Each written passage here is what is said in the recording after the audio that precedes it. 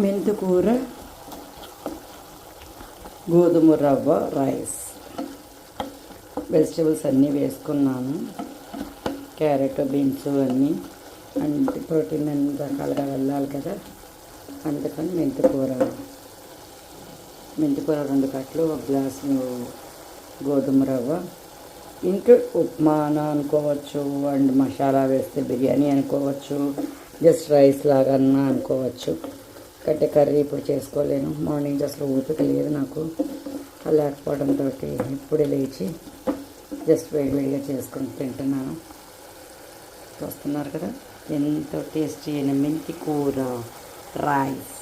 మెంతికూర గోధుమ rice. Rice అంటే ఆ రైస్ కాదు, మెంతికూర గోధుమ రైసు. జనాలు మిస్ అవుతున్న సంగతి జనాలకి అర్థమైతే బాగుండు.